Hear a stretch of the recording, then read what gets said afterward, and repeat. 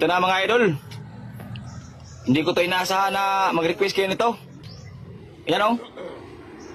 Mag-request nyo paniki. Basic lang sa akin to. Para lang beef steak to sa akin. Pasintabi lang sa mga hindi kumakain ng paniki.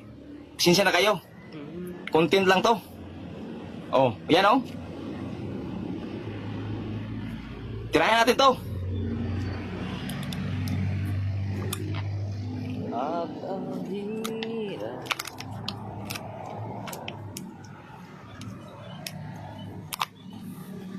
Magpapanggap na lang ako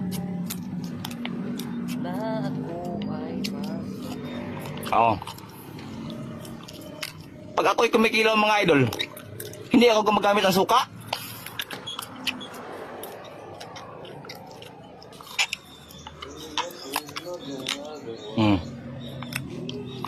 Ha?